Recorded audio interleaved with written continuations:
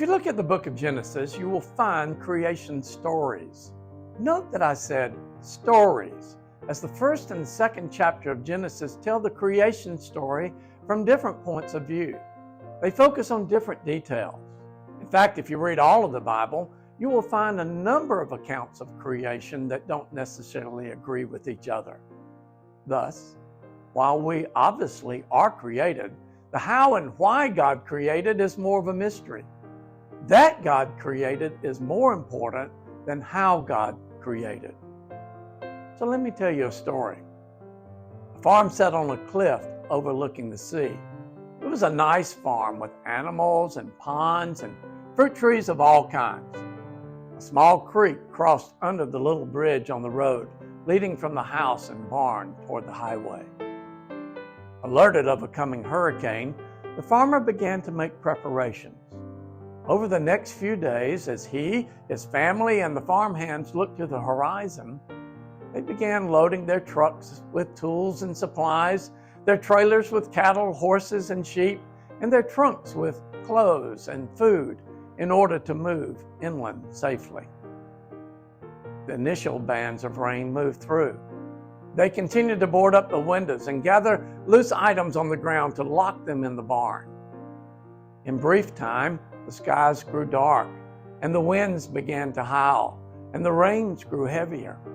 The little creek became a larger creek, and they decided it was time to leave.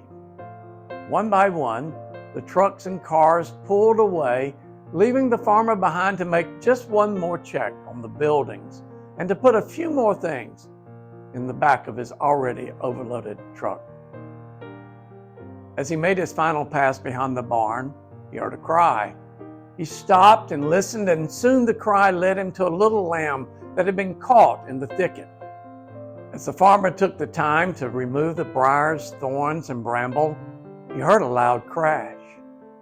Picking up the little lamb, he moved to the front of the house, where he saw that a shed had been picked up by the now large creek and slammed into the side of the bridge, creating a dam that diverted the river water to the only passage off the farm.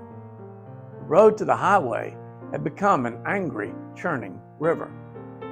The farmer took the little lamb into the house, where they sat in the darkness together all night as the storm raged about them.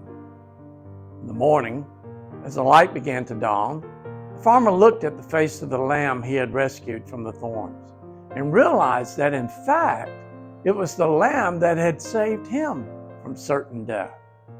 That little lamb was his salvation. He carried the lamb down a path onto the beach and then to the wind-blown village nearby, rejoicing that he had not perished. The Gospel of John has a creation story. Like the first chapter of Genesis, John starts with these words, "In the beginning." John tells us that in the beginning was the Word, and the Word was with God, and the Word was God. He was in the beginning with God, and all things were made through him, and without him was not anything made that was made. In him was life, and in the life was the light of all. The light shines in the darkness, and the darkness has not overcome it. Then he said, "The Word became flesh and dwelt among us, full of grace and truth.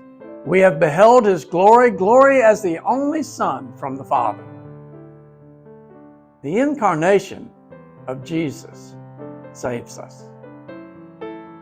Another John, to whom a revelation came, records for us in the final book of the Bible that Jesus is the Lamb.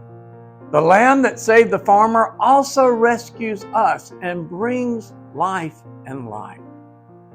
The creation stories in the first chapter of Genesis, the second chapter of Genesis, and the first chapter of John all reveal to us the mystery of God's creative power, the goodness of all God's creation, and the saving grace that reveals God's glory.